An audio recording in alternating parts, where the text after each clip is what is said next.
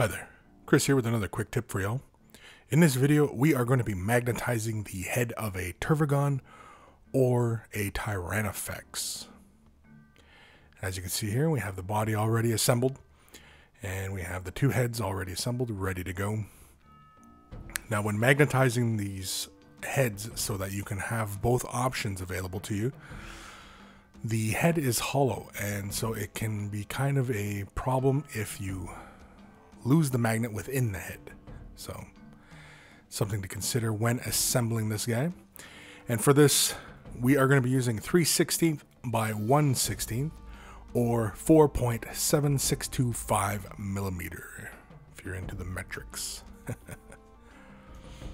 And of course, we'll be using a 3/16 drill bit. These are designed for a rotary tool. You can use them in a pin vise as well. They're just really small. They have a short thread length, and they also have a countersink as well in the front, just so that they're a little easier to use. Often you don't need to drill the pilot holes with that type of drill bit, but I do anyway, just to be sure, and because it's also a rounded surface that we're drilling into. As you can see here, just preparing little pilot holes, basically lining up with the center of the head, or the neck I should say. And then again, we're just trying to be very careful as possible, and then drilling into the head.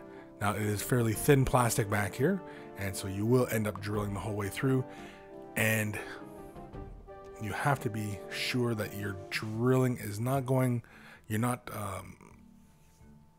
jittering around, making the hole larger than it really should be. Often whenever you change angles or anything like that, you can end up creating a larger hole than you want, and that creates a bit of a problem. But we drilled the hole just fine. I'm going to glue the edges just a little bit, slap that magnet in there, and of course we're being careful. This is super glue, so when we put the magnet into place and then we quickly slide the rest of the stack off, and quick as a bunny we do it. We're just making sure that whole stack sits in there well. And of course, if you get any glue on your stack, wipe it off real fast. Get any on your fingers, of course, you wipe that off real fast as well. And then you can see here, again, we're just doing it with the other head, making sure we have the proper alignment of the stacks so that they're both, the polarities are pointing in the same directions.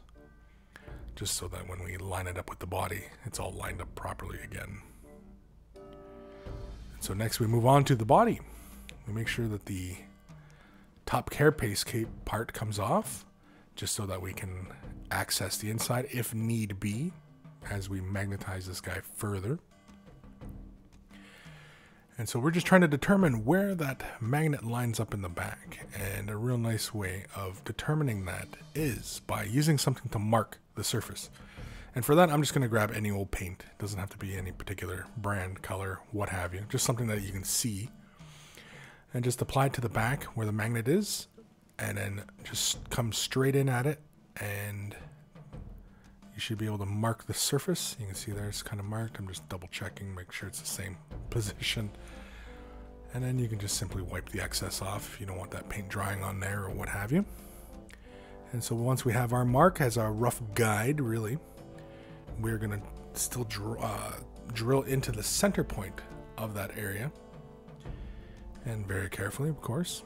But because this area is nice and hollow here, and we've left the top part off, the carapace part, we can still access the rest of the area if we want to green stuff the back of this. Now, we went with 3/16 magnet here because it's got enough pull to keep that head in place, and it's also got enough pull that it's not so much that the crazy glue will let go, you know, right away or anything like that. We could have went for a larger size magnet, but it was too much pull for, and there's nothing on the head that is supporting any kind of weight or anything like that. It's just a little head, and it really doesn't need that strong a magnet. We could even actually went a magnet size down, but again, it probably, you know, it's personal preference, of course. So as you can see here, we glue the area, just quickly take the rest of the stack off, grab something non-magnetic just to push that further into place so it's sitting more flush with the surface. And as I mentioned before, if you're not confident in the strength of the super glue, you can always green stuff the backside just for some extra strength. Set that stuff aside, allow it to dry, and as you can see here, once everything's dried, it's all magnetized up, so we can have them as the tyronnofex, or we take the head off real fast, swap them out, and next you know we got the tervigon. Big scary tervigon. And that's it. It's easy as that. Magnetizing up a tyrannofex or tervigon.